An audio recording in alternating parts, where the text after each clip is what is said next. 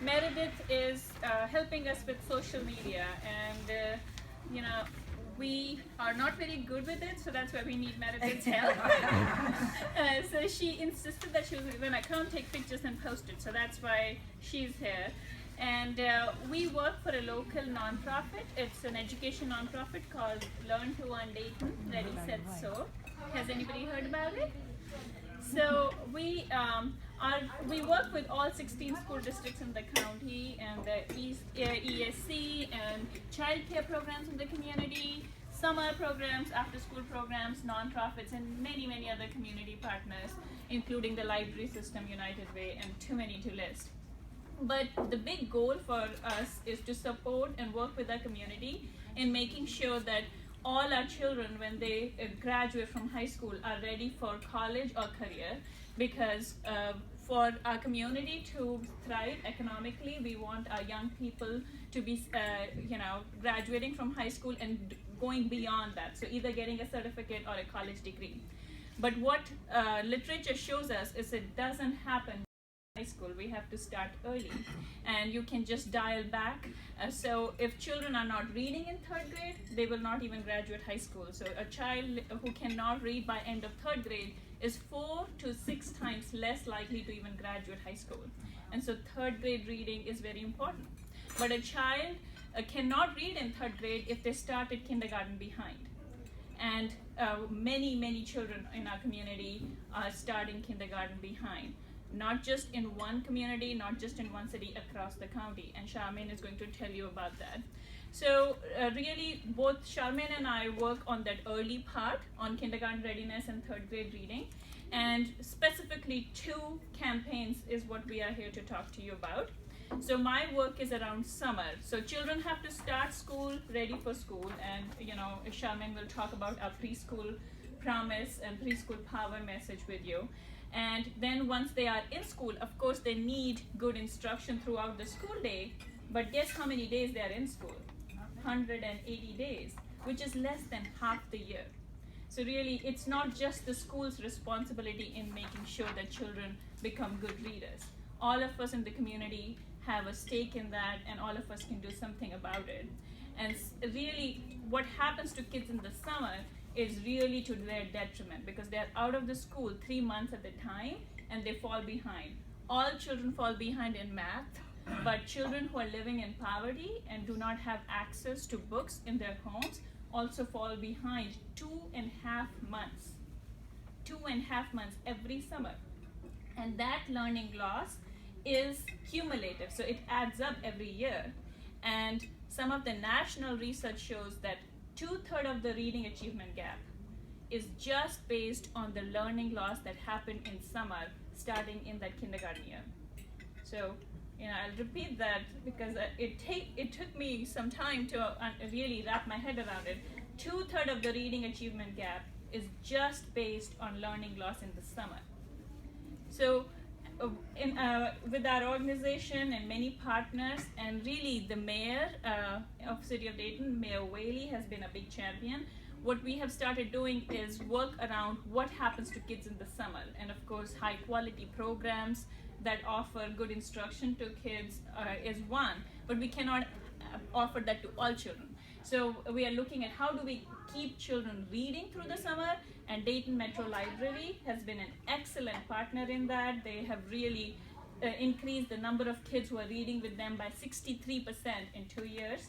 But one more big thing is children do not have books in their homes, especially children living in the city.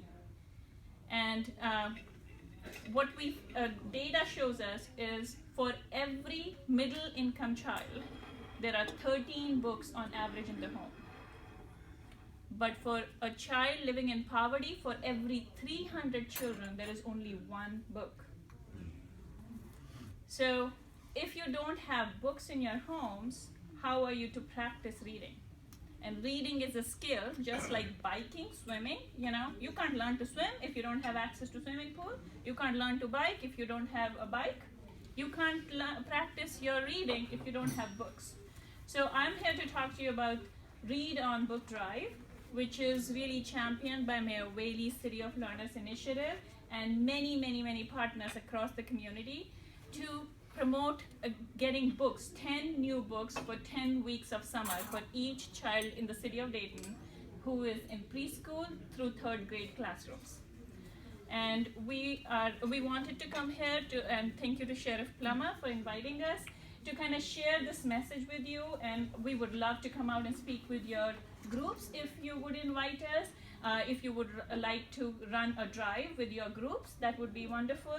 Dayton Rotary has been an excellent partner for the last 4 years, and they have actually adopted 2 schools and collected 10 books for each child in those grades, preschool through 3rd grade, for last 3 years. So we really want the message out. Mayor Whaley has been a great proponent, and this year we have a big goal of 85,000 books, which would cover every child in the city of Dayton who is in preschool through 3rd grade classrooms, and we are up to 65,000 books already. But we have 20,000 more books to go, and I'm hoping you can help us. So if you have more any questions, of course I can answer. And there is an email address, so if you think of something later, you can email us. I have a question, Rick. Yes. Do you only accept new books? Would you take used books on a book drive if we had that? We have partners where we can direct used books. For this drive, when we started out 4 years back, we were collecting used and new books.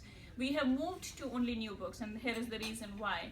Because what we learned is the used definition varies from person to person. And we were spending a lot of time throwing out stuff that we did not think was appropriate for children. And we decided that if we wouldn't give a book to our own child, we shouldn't be giving it to any child. So that's why we decided it's only new books. And it is going to children who may not be reading on a level, so we want them to be excited. And so there is something about the scent of a new book, being able to say this is my own book, so we are doing only new books. I'd just like to add something. You can also go to firstbooks.org and purchase books there. I did that myself yesterday morning, and I was able to get 320 books to donate. And I spent a little over $385. There's actually books on there for as low as $1. They're brand new. If your club is interested, anything over $75 that you spend, shipping is free. So I think that's an excellent site to go to. If you are interested in helping and you want an easy drop-off, all the sheriff's departments are participating. You can drop off books at the sheriff's office, and Sheriff Plummer will make sure that they get where they need to go also. That's wonderful. Thank you so much. Firstbooks.com? .org, yeah. And if you don't want to order books and then transport books, there is a link here, Read on Book Drive, and really that's our campaign on First Book, and so we can buy a book on average for $3. So you can do either way. You can decide to adopt a school. You can decide to contribute to the sheriff's drive. You can donate online, however you want to do it, and that is just excellent. Thank you so much. Thank you. For the last, last 3 years, I've volunteered at DECA Prep, and I'm a reading tutor. And I've been lucky that I have the above average students and not some of the lower ones. So I would encourage everybody, not just at DECA Prep, but elementary schools, go and volunteer and sit with these kids and read with them, because their parents never learned that. Maybe they didn't have books that were read to them.